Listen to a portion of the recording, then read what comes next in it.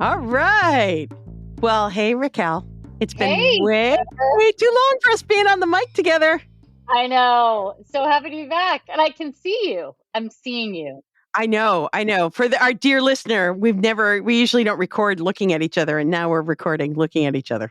It's pretty special. She's better looking than I am, Biffar. That's for freaking sure. So, Oh my God. have you missed me? I've missed you so much. How is the breadwinning going? How are the kids? How's the puppy? Everybody's good. Everybody's good. Doing soccer momming, doing swim momming, doing all the things, and the working mom. And see, that was my goal, was to secretly make sure my kids didn't get into any sports. So, we tried to be supportive, but sports breadwinning mom is just not a combo that I want in any way. I'm the mom who doesn't show up at the games on weekdays, which is great. Oh my God. And then if they get too good and they get put on a travel team. Yep. That's the freaking worst. I mean, oh, how great. How wonderful. I'm so glad your child is athletic and whatnot. So, yeah. Well, so, here we are. We are shaking up our format. Nothing like doing like 150 episodes and then deciding to do a new direction. Yep. Trying something new. We got to keep it going. We are very forward thinking women. Always. So if you are new to the Breadwinners, I'm Jennifer Owens. I'm Raquel Ellison. We talk about all things work and family, which essentially means life. I don't know. Is there anything that's not in work and family? Is there anything outside of that? I don't even know. I'm not sure. Not for us. So if you've been a longtime fan or a new time fan, the best way to support us is to rate and review our show. Wherever you get our show. I know that every show says this, but it's true. It really does help us. Following our socials. We're on Twitter. We're on Facebook. We're on Instagram. Mm-hmm. Send any questions or comment our way. We love it. We answer them all. They turn into shows. We're very excited about that. Yeah. And then, of course, there's Breadwinners merchandise, of which Raquel and I are always wearing. Yes. So T-shirts and sweatshirts, and we really mugs, mugs, right? There's a link to that in our show notes, so that helps support the show as well. So please go and and spread the gospel of the Breadwinners. Exactly. At every turn. So, all right. So this season we're going to try something new. Woo! We're going to look at a concept. We're going to look at a trend, something that we all just know about breadwinning. So, and that's typically about working in women. And my goal for us is to track it back to where it all starts. And so this week, Raquel knows that we're going to talk about working moms. And we are going to talk about where that phrase comes from, because haven't we always had working moms? And so we're going to talk about that. But don't tell her. But my actual goal is to blow her mind. So I can't wait.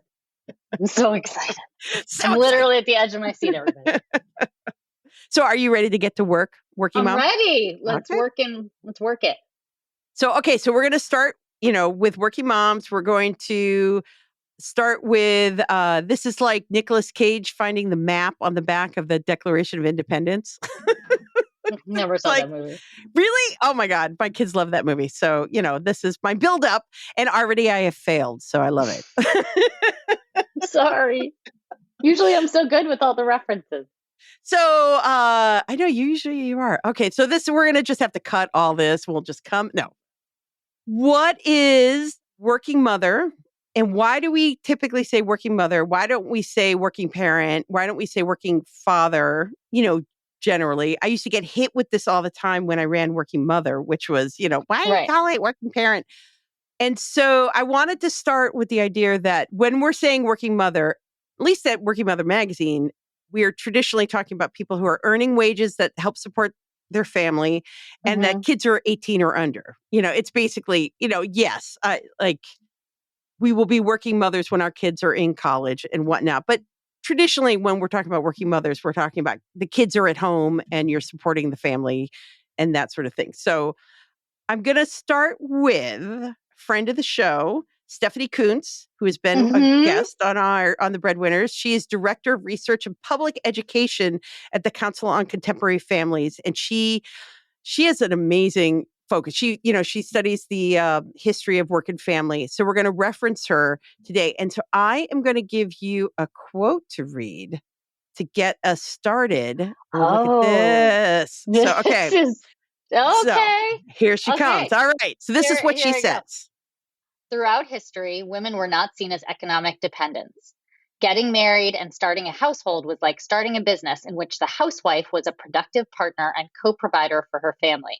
It wasn't until the mid-19th century that the adjective working was applied to some mothers, with the implication that the only work that counts is done outside the home and for wages. So here's a funny thing. When do you think we started tracking working mothers? Tracking? Yeah. So she's saying not until the mid-19th century, but I think we started like as a culture? No, actually tracking it. It starts with the census. Oh, tracking. Yeah. Oh, I'm slow. Okay. It's during Lincoln's time. It's the 1860 census. That's the first time we ask what sort of a job do women have. And so by extent, we then know if you're a mother, we are the first time we can see working mothers more clearly. Oh, interesting. And so the phrase starts to pop up in the 1860s. And so how many people were working outside the home and to help support their family in 1860? This is my pop quiz to you. Oh my God. I can't do the number guess. 7.5%. Really? Doesn't that seem kind of high? It does seem kind of high. I mean, because I have the mindset that working mother, the settlers, people, I just finished reading a book about the early settlers of Ohio, which was, an extent, we were breaking into new territories and claiming it from the Native Americans who lived there. And, all that sort of jazz is going on. Those women were working, but that's not what they're talking about. They're talking about women who are, earning wages outside the house. And it's like 7.5%. That just seems kind of high. It does seem pretty high, I gotta say. Huh. All the surprises. I'm excited. Okay. Already. So Ancestry.com analyzed census data from the 1860s on and found out that just like with this moment with the pandemic and the Great Resignation, that you can see the changing employment trends for moms, by what's happening in the nation. And so the women's suffrage movement impacts it. There are regional trends. And then what the big one is that happens in the last century. Because we talk about it's Rosie the Riveter. Right, sure. So that's the first huge jump we see in women, which seems as much as 7.5% seems high to start. Yeah. World War II seems kind of late to see it jump, right? Yeah, that's quite the gap. So it says, so I have the notes that they say is, with so many fathers going off to war for the first half of 1940, the nation called upon women to join the workforce like never before. This ushered in the highest growth rates for working women in the country since 1860. But it didn't last, and yet there is double-digit growth for the next 4 decades from 1950 to 1990. So it's like a spike and then it goes down. But then there's still double-digit growth going on every decade. Huh. Isn't that weird? I just find it's kind of weird when we're in the thick of it as supporting our families, Yeah.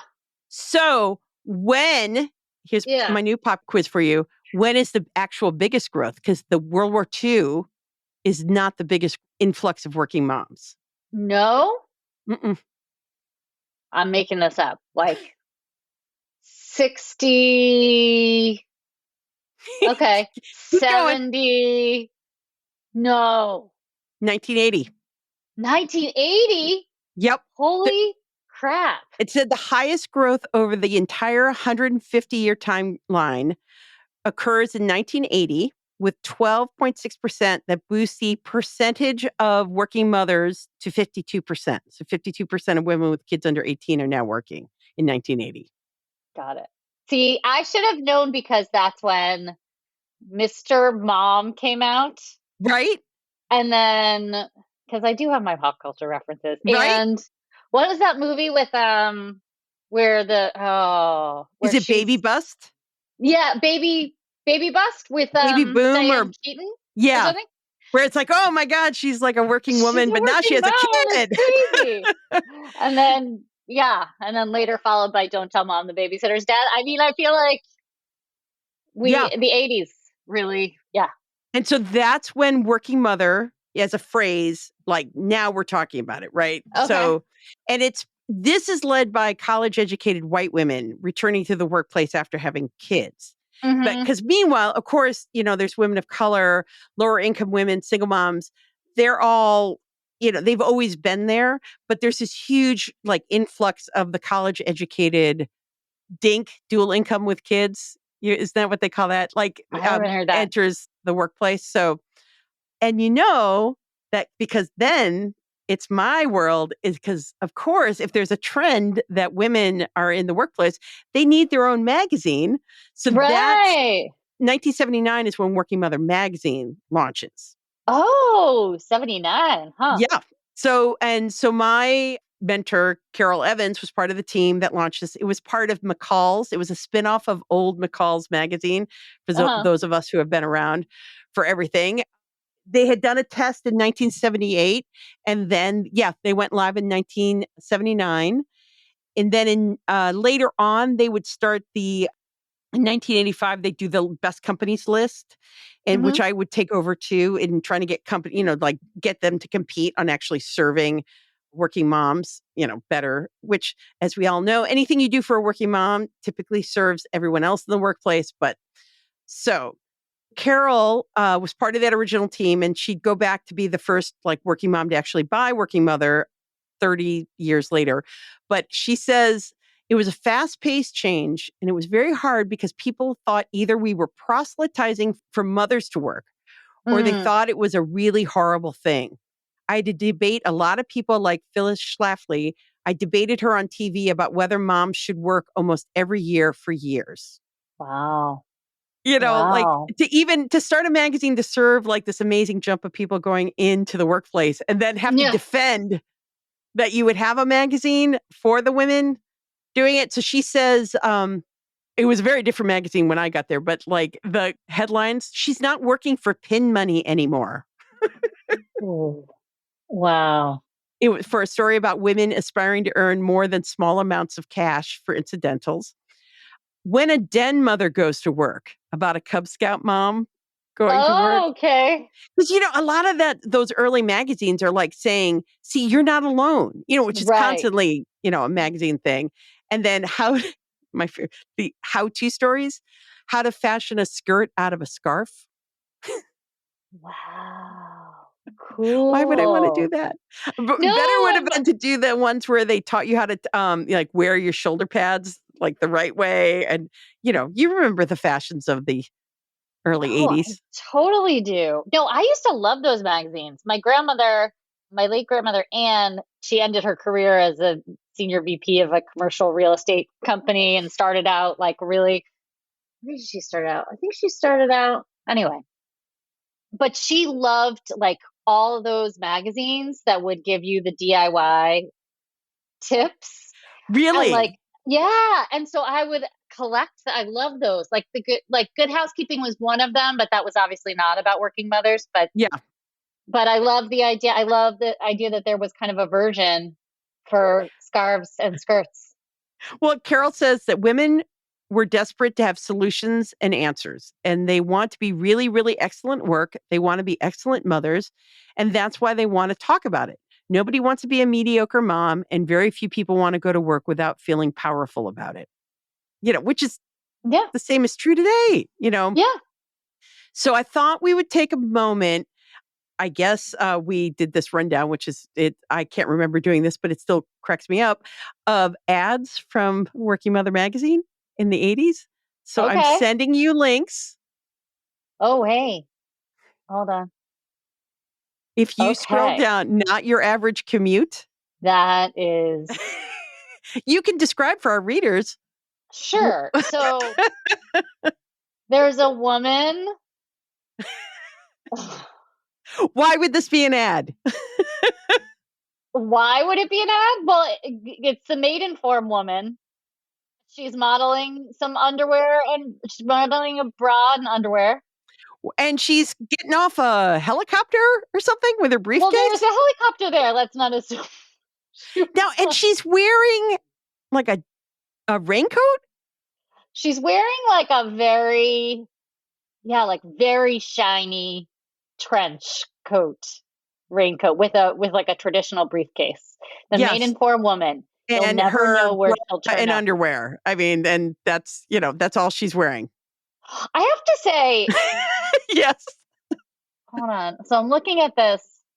So it's called, I don't know why this bothers me, but it's the bra and underwear set are called Sweet Nothings. For some reason. I want something. If I'm going to go to the, I want actual support. Yeah. Not Sweet Nothings. Also, what is she wearing on her feet? Okay. All right. Oh, she's wearing like strappy heels. Sandals after she's going to on the dock from the helicopter. I like that she's coming in. She's like commuting in with the helicopter. Like she's, No, I gotta say, it's such a strange. Yeah. It's strange. Yeah. Okay, here comes another one. Okay. Do I scroll down? Yeah. Well, yeah. It's number 10 of this list, which we'll put it in the show notes. But it's the Fem Irons tips for the working woman. Okay. All right. Job interview jitters, everyone has them. So calm down. And remember, overconfidence can come on as aggression, and that gets you nowhere. Wow. Especially the job. Fashionably late? Yes, to our cocktail party. No to the office. Oh my God. Oh my God. Oh my God. You can do the next one. Thank you. A job reward. A friendly pat on the back from the boss is always welcome. But should it become more lingering, tell him so. He'll know you're no pushover. Lord. Yeah. Nope, we don't have to report him to HR. Just let him know. Make sure you find time to join a club, take a class, jog at the gym, or wine and dine. Remember, all work and no play can make even you a mighty dull girl. Amazing. And then they talk about iron deficiency. So because this is the classic one, this one I just sent you. Yeah. It's Anjali. Do you remember that one? You could bring home the bacon, fry it up in a pan. Yeah. What was that a commercial for though? It was, if you look, it was a perfume. Oh, okay. Got it. I mean, because who doesn't want to wear perfume all day long? But yes, that's just a classic. That'll keep you going as a working mother. So, wow. Oh, here we go. I'm looking at the ad now. She looks. She's very happy. Oh my God. You can bring home the bacon, fried up in a pan, and never let him forget he's a man. It's great. Okay. Yeah. So 60 years ago, Stephanie Coontz did a biography of the feminine mystique, which is pretty cool. Like kind of looking at it as if, through the context of when it came to be. And she said in that book, she claimed if American housewives could embark on lifelong careers, they would be happier and healthier. Their marriages would be more satisfying and their children would thrive. I just don't believe she thought that perfume was going to cut it. But, there you go. There you go. Yeah. Wow. So in 1984, I'm going to send you this article from the New York Times, because what happens the minute this happens, that all these women are coming in, we have to start doing and I'm part of the media, so I understand how this happens. But now that you have all this stuff happening and coming into the workforce, you got to start asking the questions. And in this article, here are the questions they ask. The articles, what is it? It's like the working mother as role model. Will their children grow to be better persons and parents? Will they experience conflict as a result of being presented with too many options?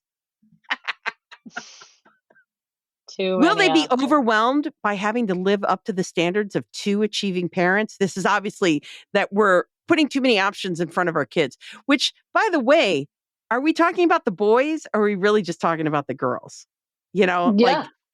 like, will pressures of the working world force mothers to abandon their time honored role of nurturer?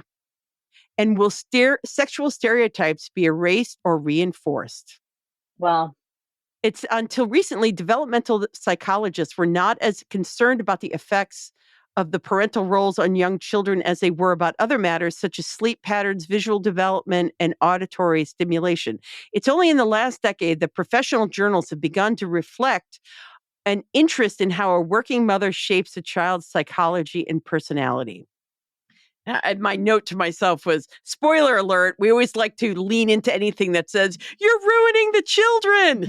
What about the children? So, I just love it. It's like, we want all these women to go get college educations. We want them to work. But the minute you go working after you have a kid, we have some fun. It's akin to the whole, like, well, people are saying, you don't say you're saying, or you set up the straw man of all these questions of right. like, are you ruining your children? I mean, we're just asking. Yep.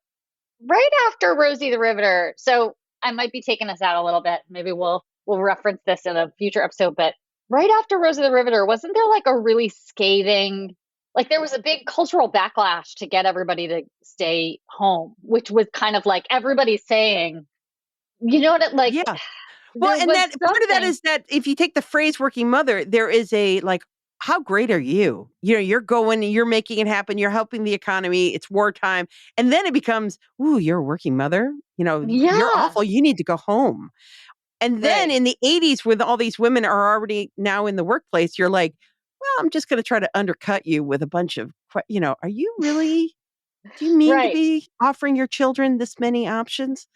Which is like, wait, why is that a bad thing? Like, what? Oh, I don't, yeah. So Betty Friedan, I think she's quoted in this article, but yeah. she says the next generation of young women will start from a different place, a more confident place about what it means to be a woman. To be sure, they face a new set of problems, but there won't be that automatic shrinking away, that sense of being something less. I believe women will enjoy better mental health, more political power, and will relish both their careers and their motherhood. Their sense of possibilities will be lovely. All right. I like it. Yeah. Do you think that's true? Like, has that happened? Because that was 1984. I think in some ways, yes. The sense of possibilities will be lovely, I think, is a little rosy, but I think I agree. I hope so. I would like it to be lovely. I think the sense of optimism and opportunity remains and is bold, but I think I think those questions are, I don't think people have stopped doing that to working mothers. Are you doing, do you feel that you've offered enough? Are you doing enough? You know, Yeah. Well, what's interesting though is where she starts that quote, right? The next generation of young women will start from a different place, a more confident place. What comes to mind for me is like AOC, mm, right?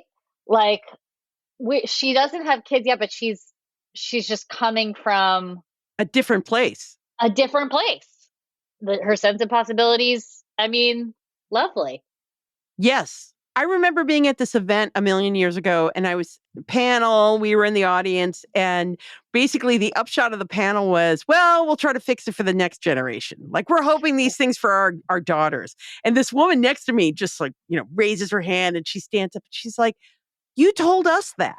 Like when Yeah. I graduated in the 80s, you said, like, because when I graduated college in the late 80s, early 90s, that, so we were looking at these women that were already in the workplace and all that stuff and wearing the little man ties and the shoulder Right. pads and like Right. we would do better And I bet you they did look at us and think you are doing better because you come in more, you always stand on the shoulders of giants. Because then you're Right. the older woman, we're the grown-ups and we look at like an AOC and I'm like, oh man, I can't, but you just go in there and you just start throwing punches, Right. So, and so that woman was mad because she's like, I thought we were going to have this fixed by 2000, that kind Yeah. of the thing. But then also you do see someone like AOC or this younger generation, like the people who are holding their employers to account for misogyny at work or Yeah. racism at work. And I do think Gen X, I mean, as I paint an entire generation with one brush, but I tend to be like, oh, I'm not going to call out this in this meeting right now because I don't think you're going to change it. I'd rather get up and Yeah. leave and go to a different job. Right. I don't think I'm going to fix this culture. And you see this younger generation holding people accountable. Yeah. It tends not to be, I don't know if it tends to be so much on like parenting, working parent issues, Right. but But you got to start somewhere. yeah, So maybe, is it because they start from a better place? Is that, a different place, a more confident place? I guess so. I think so. I mean, I think so. I don't know. I don't know. But I'm glad, which, so to bring it back to Working Mother, so Working Mother magazine went out of print last year, though its website is holding on. And when I was the editor, I was getting the why don't you call it Working Parent? Right. Which, because I am of a certain generation and I had been doing this stuff for a long time, you got to understand the publishing industry, which is, you don't sell ads to everyone. You have to sell it to art. That's what magazines Right. do. You gather an audience and then you sell ads to that audience. So that's ridiculous, is that we're not, women buy magazines. That's what we're going to do ads to. But other than that, I would always say when we've solved it for working mothers, we can talk about renaming the magazine. Just Right. such a That's bitchy a thing to good. say. No, I like it. That's a good retort. But, also because you could see them getting all like, I gotcha. And it was always the hand would shoot up in the air and you're like, are you going to ask me why the magazine's called Working Mother? Like, I'm aware. Right. But so now 71% of women with kids are now working mothers, or we're in 2020. Okay.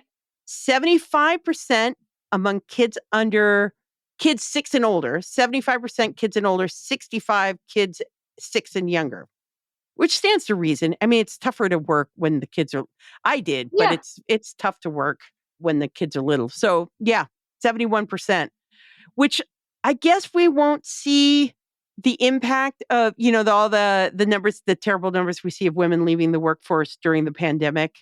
I don't know how that's changed that 71%. I don't know if that takes that into account. Right. Yeah, that's a good point. Because again, back to my comment to those, it didn't happen all the time, but sometimes those Yeah. working mother, I got you working mother people. We obviously have not solved it for working mothers because who is leaving the workforce? Right. Working mothers. Yeah. And as we go back to work, we still see all this stuff is still land. Did we not learn anything about this? No. We really We really just freaking, ugh. Well, so no. Stephanie Kuntz sent me a note this past week that there's new Council on Contemporary Families research. Mhm. She says that they find that in the 18 years following the birth of their first child, which is, I love, data people who are very clear. So 18-year kids up to age 18, about 70% of American mothers can expect to be the primary breadwinner in their household for at least a year. Wow. The average time such mothers can expect to be the primary breadwinner is nearly 6. I find that fascinating, and I think it rings so true in our house. There are Mhm. times where Brett's been laid off, I've been laid off, and like that 40% of women are primary breadwinners in their family. That's a great number, but it's like an axe swinging number. This gets, Right. this is more of a surgical number, right? That Right, because it gets into the duration in a different way. Is that what you mean? yeah. Do Yeah. you find that shocking? 70%? I think that I mean, from yes. I do find that I shocking. know, right? It's I like, do find that shocking. Yeah. and then I'm going to send you, there is a, so then we get into the phrase of working mother. So there was a recent essay on Romper with another lovely friend of the podcast, Catherine Goldstein, who does the Double Hmm. Shift podcast. Great.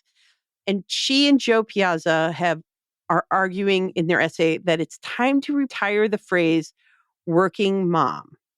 And they say, even in their subhead, it says, which, whether or not they write it or other editors, but they say, we're proud champions of working mothers, but the title has got to go. So I pass it to you how they make their argument. Okay. The terms also allow working mothers, in quotes, like us, to buy into a capitalist narrative that work must have dollars attached for it to have value. We would now like to publicly reject this. We now realize that our feelings of superiority came from buying into a sexist narrative. Paid employment isn't the only kind of valuable work, and it does not make someone a different category of mother. So then they go on to say it would be still useful to have a term that captures the experience of mothers who have some sort of paid job outside of caregiving. There are still unique challenges and burdens of navigating motherhood in workplaces like unequal pay and job and pregnancy discrimination. But using the word working to modify mothers doesn't do us any favors. And I don't know. Well, but am I Interesting. too old that, like, how can you not? I don't know. Can you So help what's me? Yeah. so tell me what's happening now. Yeah. Because the express so you're feeling like So they're saying you never hear the term. So what can we replace it with? Labor force moms, paycheck moms, employed moms. All these shed some of the baggage that the term working mom carries. Or maybe it's just moms. And I'm like, well, but how do we define the issues of like pregnancy discrimination, yeah, equal pay, the motherhood penalty? Because the penalty we're talking about is in the workforce. I don't know. Is working mother, working mom, is that a bad term? I mean, should we? I really do appreciate them throwing the bomb and yeah, saying, why do we do this? We didn't always use this phrase, and we didn't call the settler moms, the farmer moms of the 1800s, we didn't call them working moms. right, Like, right. and then we use them to say we're concerned about the impact that these women are, like it's I don't know. I don't know if you can would labor force moms have any sort of difference? No, I think that would be weird. Maybe that's just me. I just think it would I know, be. are we old women and we just can't get away from the phrase that is. Well, I mean, I respect this idea. I'd rather go the other way. Everybody's a working parent, right? Like Yeah. everybody's a working mom. Then go to the point where we're talking about labor force versus non-labor force. They're saying everybody works, which everybody does, Yeah. and there's different types of labor. Awesome. I agree. And let's just call everybody working. I know. Though I already just like flipped myself. Like, what if we use breadwinners? What if, the way of language of saying people of color, Uh-huh. moms who are breadwinners, where you put the person first, Yeah. people with disability, you put the person first. What if it's moms who work? Maybe as No, that opposed, still it doesn't solve their doesn't work. point though. Okay. I was trying here. I'm trying. Yeah, you're giving it a shot for sure. I mean, I think, yeah. Or is it that we also, another thought I had was, is it that we need to be calling out working grandparents, working dads? Is it Okay. that maybe one is that we got to stop just noting women as working moms only? That's another way to go. But then are we not calling, isn't their point like, what if there's a dad who is not in the labor force but is working Hmm. as parents do? And so we're calling his peers working dads. Are we calling him a working dad? Is he making money to bring in to support like, is he earning wages somehow? And if But so, can he help my family? No. employment, paid employment isn't the only kind of valuable work, and it does not make someone a different category of mother. So no, he's not getting paid. Yeah. So then he's a dad. I mean, I don't know. It's But if for the dads who are earning wages, that we just like forcefully call them working dads, like we would a working mom. They didn't get their own magazine because the magazine industry does not care. I'm sure, Right. hopefully, Fatherly is doing well, but it's very hard. It's back in the day when magazines were a thing. Brides magazine was always like, a foot and a half thick, with all Uh-huh. the stuff. And then Grooms magazine was always like stapled together, like Right. something off the Ditto machine as I date It's a myself. zine. It's a Yeah, it's zine. like a zine. Yeah. That's crazy. Yeah, I mean, let's see. What other solutions could we propose? Or I just don't think this would ever work. But like if you did something like caregiving vice president, like you put right, like I'm a caregiving editor in chief, like, right? Yeah. You could, that seems nuts. But a lot of stuff with language as it changes seems nuts. Yeah. And then Interesting. instead of you modify the job with the caregiving Right. as opposed to, because then everyone is caregiving. That's my favorite solution thus far, gotta say. Yeah. I just came up with that. You Okay, did just now? yeah, I just did. I've been leading Raquel down this garden path, but that was a plant I just made on our garden tour. I love it. Yeah. I mean, I think Because the thing when you think about it, working mom defines you as isn't it part of the problem to get super real is that, so I'm like director of sales, whatever, and a working mom. That somehow that always like it lands on you. But what if everybody was I'm a caregiving or a director of sales who caregives or caregiving whatever and you just because then some caregiving can be about your parents, it can be about a sibling, your parent, your partner, your kids. And then it's not defined by parenting. right. Hmm. Right. Yeah. No, I think that I like that. I All like right. Well, that. so we've solved it. And so we'll We've kill the solved first. it, and as we designed to do, Yeah. sit down, you and me can solve all the work Yeah. family I'm a questions. caregiving, it's a little weird because you have like, I'm a caregiving nurse, but if you got into the use of it, No, I like, think it would become second nature. yeah, Yeah.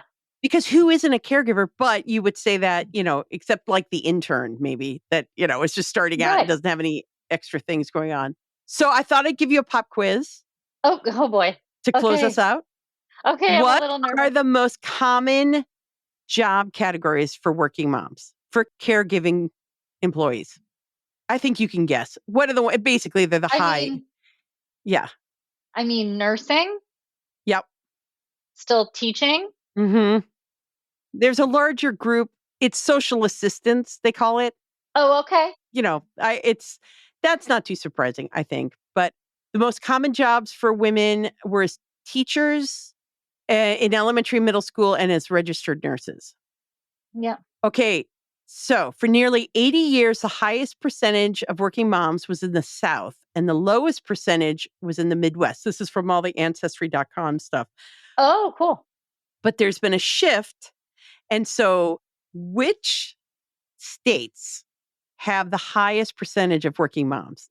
You will not guess this. I'll give you two guesses. Well, you said the South was It used to when? be the South and the Uh-huh. Midwest, but now it has shifted. And so, let's see if I look at the list, they're all kind of close to each other, but there are states that are higher than most. What's the highest percentage of the population that is a working mother? I You feel like will. there's a trick Yeah, question. it's Right. totally a trick question. Do you want to know? Yeah, I just want to know. South Dakota. Really? Yeah. Huh. South Dakota at 79.9%, followed by North Dakota at 78.9%. Wow. And then it's Iowa, Minnesota, Nebraska, Wisconsin. Now, I don't know why. This is just Ancestry.com looking at all the census data. Uh-huh. But yeah, isn't that crazy? That is crazy. I mean, That is really crazy. I wasn't going to guess that. I was thinking like Nevada because I was like, maybe it's just like all the people working at the casinos. I don't know. I don't know. I wasn't clear. Oddly, the people doing like blackjack, it's a high working mother. I have no idea, or I have no casinos better than idea. others. So that is my story to you of working moms. That is quite the story. That is quite the story. But it is no longer, I think what we take away is that it's no longer working moms. It's caregiver executives.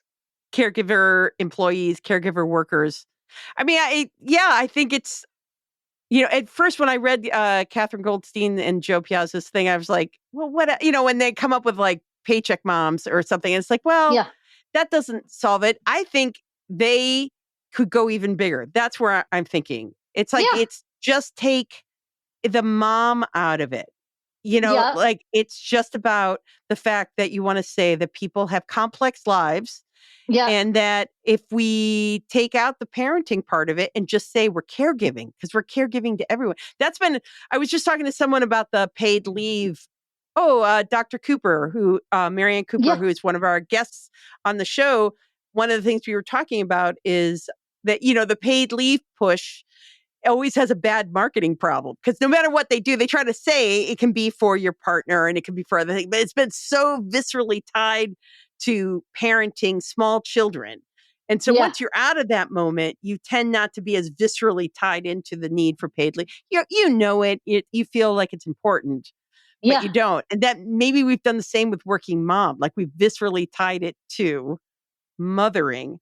And what Yeah. we actually mean to say is people are complex, they have lots of demands on their lives, Yeah. and workplaces should support them in that regard.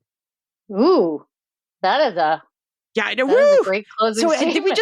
did I just kill working mother? Did we just do that? Yeah. Yeah. We just did. All right, I like it. You did it.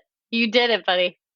Well, this is the Breadwinners. I think we're going to call it. And thank you for listening this long into the show if you have, because I know we're going longer because it's a new world. New format. Thanks, everyone. We look forward to seeing you next time. Bye.